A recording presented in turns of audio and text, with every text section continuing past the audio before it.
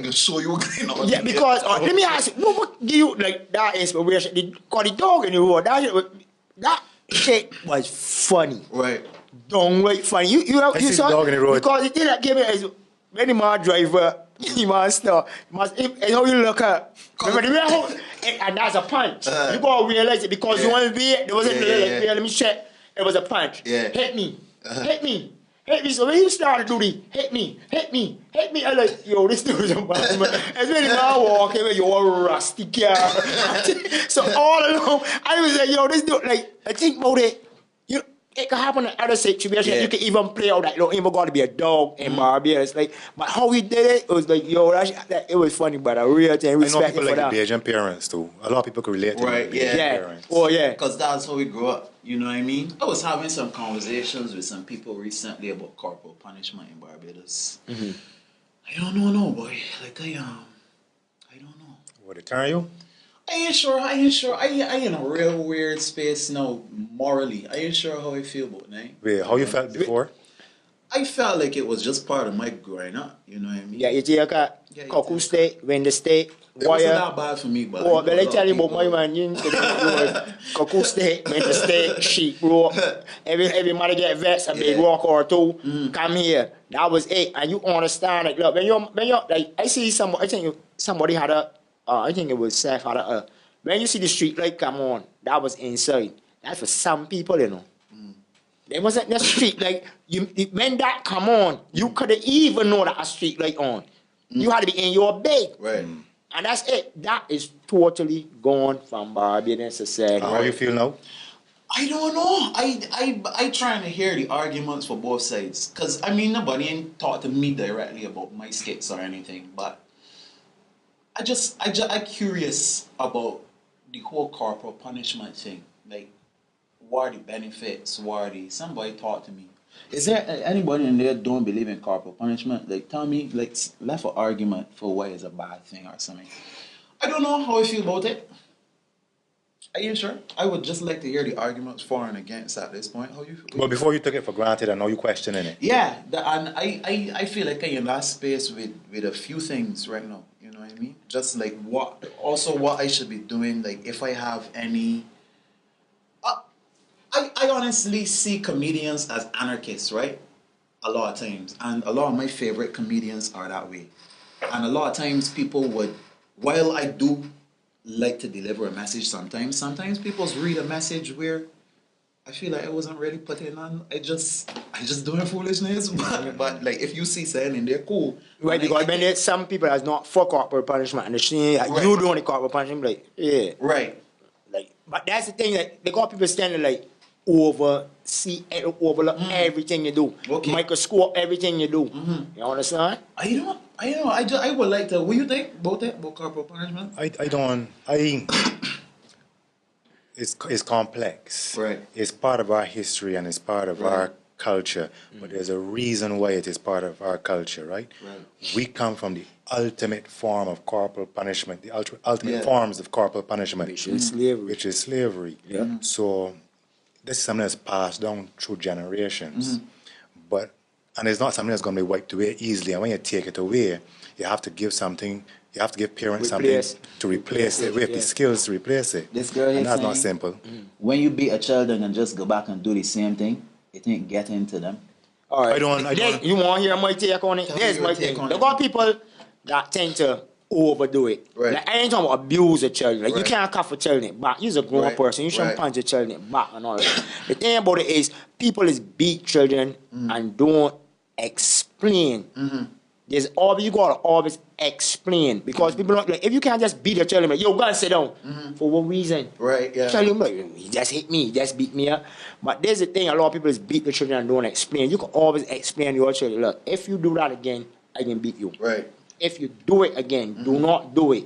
And some people I see, like, all right, for instance, my girlfriend sister, she got 2 kids. And I just be like, yo, you ain't gonna be, you know, what you say, let him like, I remember one time he was riding the bicycle in the road. I tell you, yo, well, if your mother come and see you outside in the road, you can get beat. You know, first thing, you want to get licks. But then he went back outside, and I tell him again, like, yo, boy, your mother or your father come down to get up and see you outside. You know, you is a school day. Right. Or you know, you had them is Belgian rules. School days, no play. Right, yeah. You got to be focused. Right. Or you don't want to hear. You get your ass cut. Right. You supposed to feel for you, but you warn him 2 times. If you see, don't touch that, and you walk over there and touch it, and you get shot, now your fault. It's your fault. Okay, right. I get you. You understand? Yeah. So if you get warned about something, you gotta pay attention. But some children, that's how you raise your children The question is, if you go be beating the child all the time, obviously the beating ain't working. Right. Okay, that's a girl here saying that actually. I leave lashes as an absolute last last resort. My guy not agree with you. You share licks with a message, not just share licks. Somebody said it stems from slavery. I'm kind of on the fence as a mother of 4. I do a lot. Does corporal punishment only come from slavery? No, it comes from oppression. Right, it comes from oppression. Our particular context is slavery. Right. But anywhere that you find people are really severely oppressed, you can find corporal punishment. Okay. That's a way of life. Right. So that's my issue with corporal punishment as a principle, as a way of life. You got some people that tell you, you got to beat your children. Right. Yeah. If they don't do nothing, beat them. If you can't find nothing that they do wrong, find something to beat them. That's abuse. Cause you got to beat the devil out of them. Yeah. But you get so weird. They got people to get drunk, go home and beat the children, beat the wife, beat the wife's sister, beat the wife might have to live long, so you want not everybody get beat both there. Right. So you can't bring that over to your children. Like I remember one time I tell my brethren, I don't hit women. You know where I learned that? In New York. Right. Because in New York they got a law, right? You see if a woman call the police don't ask what you do. As a land, you go in there handcuffs, sit down, explain like, hold on, chief. She got me in my face 3 or 4 times, and she looking at she. Right. You understand? So you can't do that. And when it's not only that. I just look at a woman as like, yo, what you can do to me? There was a time in Barbadian culture where men would tell you, you got to beat your woman. But the thing about it is, and you don't know that. Remember I said learn that in New York. So before you used to think the smack a chick when she being disrespectful was okay. Oh, wow. But then no, when it started happening on my side of the fence, I didn't want to kill my brother-in-law. Right. So if I want to kill you for doing something, why some boy brother shouldn't come and kill me for hitting the sister? Yeah, correct. You know children are the last category of human beings that you can assault legally. Oh, right. Oh, I didn't know that. You're right, but I see that. Yeah, because your RSPCA can't be able to kick a dog. Right. You can't even kick a dog. Yeah. For real. Look at Michael Vick. He carried all the way up there. Yeah. How much time he get for killing them dog? For fighting dogs and killing There them? are no other category of human being that you can legally slap just because you think it's the right thing to do. Interesting. Okay. Well, thanks for that. I will contemplate it. Yeah.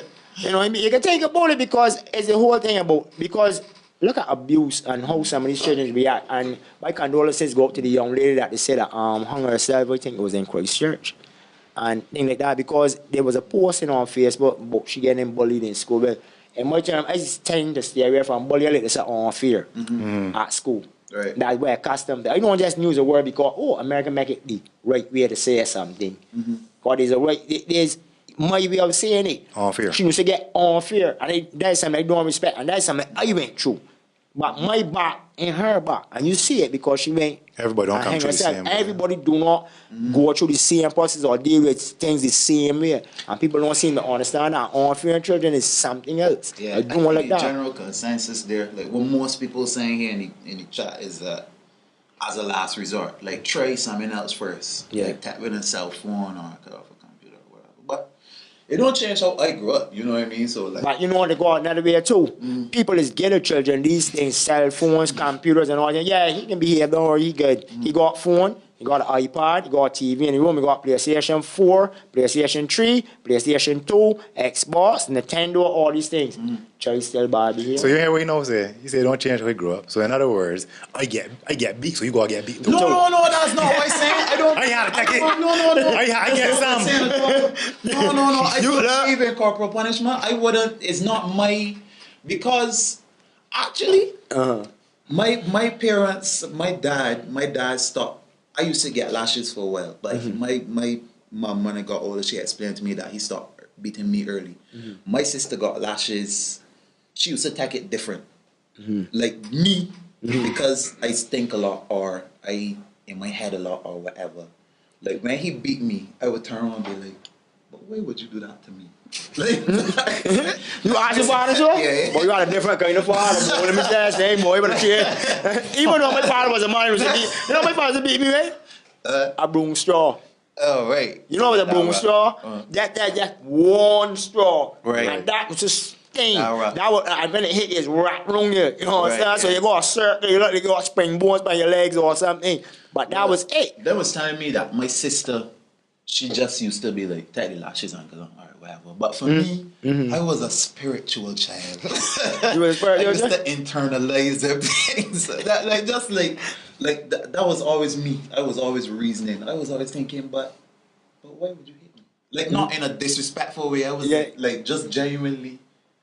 My man, Why I do would you that. do that? Like, you know what I mean? Like, you could just tell me what your problem is. Like, but I guess that is come back to what people saying here too. Like, children different. You know? Yeah, what I mean? it's all depends. And look, the thing about it is, you cannot wait until a child get to 11. And say, you know what? You gotta learn to behave yourself. Right. You gotta let a child know. I see like they got children, and there's a man I work in a barber shop. So I see all kinds of children. Got children come in the shop. I will hear some parents coming in. Sit down, sit down, sit down, sit down. Bugger them, sit down.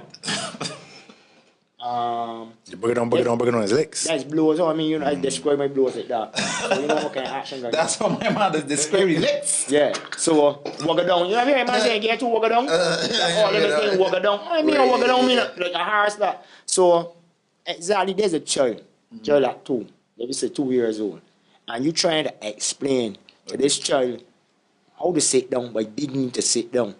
He never gonna want to sit down. Because a child at 2, they call it the terrible twos for what reason? That is when your mind will be like, Lord have mercy, I will never get another child. 2 months later, wife says she pregnant. Right. That's it. Terrible twos. And that's the thing about it. A lot of people don't seem to understand. A child is a human being that growing up, evolving. Right. They can run around, they can think. If you went in certain environments, whereas it around people, and people are like you're not allowing it to do certain things. Some of these people won't cussing and carrying on. I call it what some people don't care what size a child is wrong and then cussing and carrying on like a pirate, you know. Don't show a child no respect. If you don't show no respect, you can get no respect. My mother said when I got in demons. Okay, I say, well, who name? I asked to say that the Minister of Education. You understand? But that's why I say when the corporal punishment issue is complex because a lot of parents don't have the communication skills and patience to sit down and talk to their 2-year-old. You know, all they come up getting beat, and all they know is beating. And when the child misbehave, they can pelt hand. Right. They don't know how to talk to the child. So unless we get to that point where it is normal for Bajans to communicate on a certain level and to deal with issues on a certain level, then the children will suffer. Right. Yeah. Okay. Communication. But this is why what you people like yourself and Seth and the others are doing is important. You know, you don't see it like this, but this is how I see it. When you put Barbadianness on film, on camera, and you present it to people, you're actually teaching people how to respect how they communicate and how to communicate, you know. Interesting. Real thing. You know, a lot of us are raised on television. And we know how to relate to people based on what we see, the music that we listen to. Yeah. So when you see people like yourself on TV communicating with one another on a certain level, you're teaching. That's why I like that. I would like to be a big part of that actually, like playing Barbados out there in that way. Because if you look at it too, like, as you say, comedy is itself, but just that when you look at somebody else doing it, it becomes like, you know, you just get them a way to look at themselves outwardly. Yeah. When you sit down and holler, Exactly. Exactly. You realize that? Like, you might look at it and say, oh, people laugh at how you presented it with the little man saying about daddy body, Sam say hard. The father beating for schooling. Yeah. That could be happening to somebody right now. Right. And you turn around and make them look inwardly at themselves. They're seeing themselves now. They're seeing They get a chance to themselves. reflect on It themselves. might look like comedy, but comedy got so much ways of affecting people. And I'm not saying somebody can see and say, I'm done beating my child. Yeah. But that's the aim, and I think that's why I like comedy that real, like it or at least based off of something real. Like I like You know. That's why you like Dave Chappelle. That's why I like Dave Chappelle. Like Dave Chappelle just be deep on another level. Like you gotta watch this man things, boy. The man does On a next another level. Sharp. Really? Cat sharp too, you know, but cat sharp in a different. I like sharp comedians, man. And Matt Fingers. Let us not ever forget. Yeah, for real. Matt Fingers. Yeah. That man is a scientist, you know.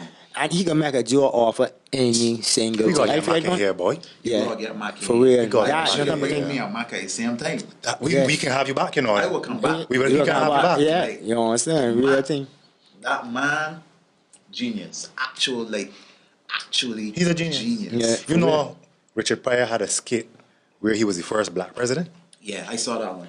No, I That never was see that funny. one. Yeah. Never see You that got, it's one. on YouTube. Go and look it up. Funny And as then hell. He did that with Saturday Night Live, you know. I think so. It was Saturday Night Live? Or He used to be on did Saturday that? Night Live. He was on Saturday Yeah, he was on Saturday Night Live too. I don't want thing. But he did a special. I think, no, actually. Wait, I'm mixing up. He had one when he was pretending to be a white lawyer in a courtroom, and there was this black man that was accused of raping a white woman. And Robin Williams was defending the black man, and Richard Pryor Was a white lawyer. Was a white lawyer defending the white woman. And this was way, way back. And this was telling you about Richard Pryor. Richard Pryor, like the man is legit the blueprint for all these people here, you know. Like everybody. Like it's stand-up comedy right now. He is like,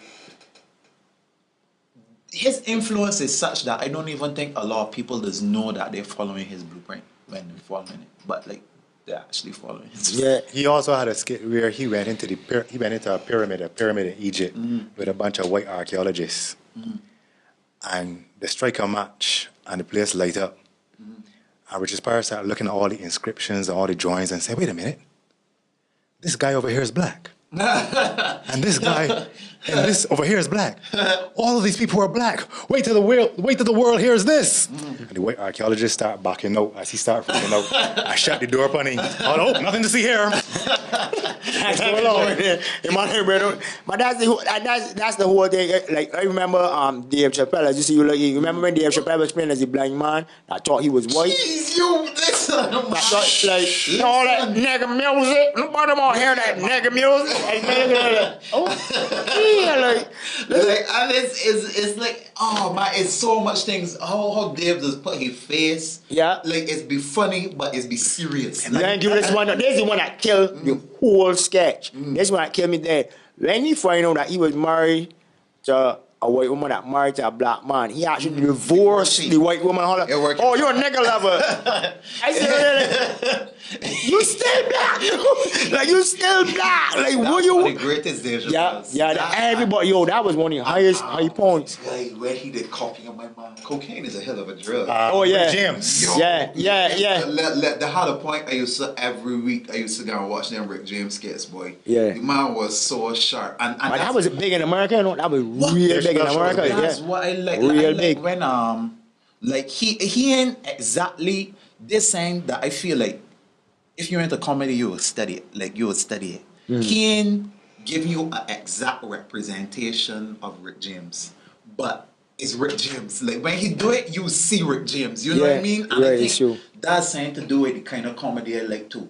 Is the fact that like in accurate portrayal, but it right. Yeah. Accurate, but it right. You catch And- the and- essence, and the yeah, essence yeah, of the he's catching person. essence, and Whereas it be the part of Rick James that you would not see like Rick James doing in front of you unless he was his personal Yeah. friend. Yeah. So like you know like he go down to the part where like he dealing with when you dealing with drugs, how crack heads this get, like how this move and all that. So like that part of Rick James you don't see. But when he do it, you like it is Rick James, but there's always act when he hire on cocaine or something.